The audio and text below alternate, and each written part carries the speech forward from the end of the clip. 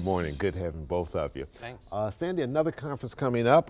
This is the Detroit end of it, sort of a kickoff before you go up north to Mackinac. What's on tap for this year in terms of the logistics? When is it? Where is it? People still want to get it. So this is our annual Detroit Policy Conference. This is the time when we gather just our region to talk about issues important to the city of Detroit and the extended region. It's going to be the 28th of February. We've been holding it at Motor City Casino every year. We wanted a location that was easily accessible at a lower dollar cost so everyone in the region could participate. You don't have to take the trip all the way up to the island. Dennis, you've been very involved in this. You're chairing this, and you've brought a real vision to this.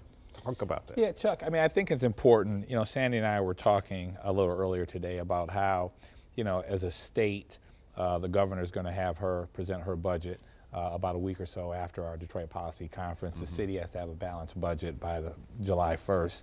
And publicly traded companies have to report their earnings on a quarterly and annual basis. And so many times all of those institutions are focused on the now because they have to be. They have to report to citizens, stakeholders, et cetera. Right. What we wanted to do with this conference, Detroit 2030, looking at what we want Detroit to look like in that year and what we have to do to prepare to get there, is to have that conversation, to not talk about the now with the exception of what we need to do now to achieve the vision that we collectively have for the city of Detroit in the year 2030. And so if you look at the wide variety of folks that we have coming in, leading political and civic leaders, younger entrepreneurs, we're all going to be having that discussion about what we need to do to get to what we want Detroit to look like in the year 2030. And a big part of this, and you're going to be leading some of those discussions, will be talking about inclusion, and that it's not just the Dan Gilberts that are doing everything, that there's opportunities for people of all different realms. Yeah, well, that's very important. It's very important, first of all, to the chamber. You know, under Sandy's leadership, if you look at just the diversity of our board of directors, it has become much more inclusive. If you look at the people that we have, you know, committees, people that we have on stage in Mackinac and Detroit, it's very inclusive. And so that's important to the chamber and us as an organization. For me as a African-American businessman doing business in the city of Detroit, it's very important to me that there be equal opportunity for all. And I think that there's messaging out there, or there's a perception that there's a few very large, well-heeled institutions or individuals that are gobbling up everything. And to some extent, a lot of the most newsworthy deals are being done by those individuals. But there's a lot of great stuff going on in the neighborhoods. There's a lot of women-owned and minority-owned businesses who are participating and starting up downtown, throughout Midtown, and even in the neighborhood. So we just want to bring recognition to those doing those things, but more importantly, speak to the importance of achieving our 2030 vision. It's going to require that we be inclusive. You're going to hear from Michigan's top leadership. You're going to hear from our new governor, Gretchen Whitmer, and as Dennis said, her budget is going to drop the week after the conference, so that's going to be newsworthy. We're going to hear from the lieutenant governor, Gilchrist, who is obviously a longtime Detroiter, cares passionately about this city. You're going to hear from our great mayor, Mike Duggan, and we're going to be talking about the 2020 census and how important the 2020 census is to Detroit and to Michigan.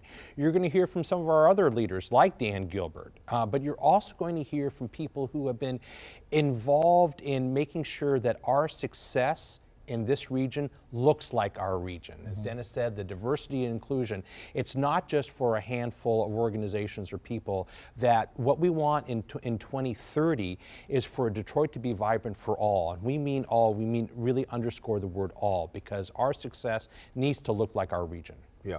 Dennis, what do you think Detroit's going to look like in 2030, or what do you hope it at least looks like?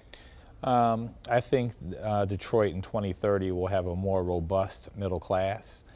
We will have a significantly improved education system, be that public schools, enhanced by private, parochial, et cetera.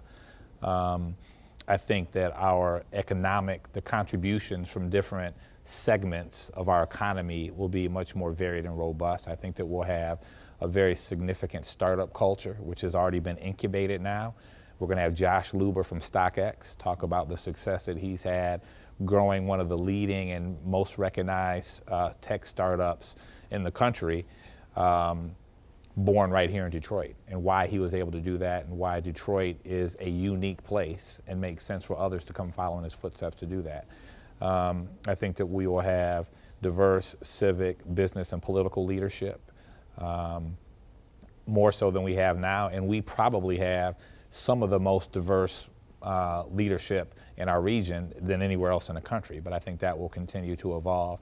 So I'm excited. I'm excited for my two sons who will hopefully grow up in Detroit and go off and be educated and come back here and contribute at some point, and to what they will experience in the year 2030. All right, all right. The restaurant business is doing okay? It's incredible. Central Kitchen and Bar, put a plug. Yeah. Well, you got a prime spot right there on campus. 8.5 years Circle. old. We're doing well. Got a great leadership team down there, great chef in the kitchen. All right, and you're working on you've got the Meyer deal coming up. It's come break ground this summer. Jefferson. 213 apartment units, over a 40,000 square foot grocery store. All right. Sandy, final question. It's not too late for people to get involved with the conference if they want? You can still register. If you're a chamber member, it's about $208 to attend, so it's a great value.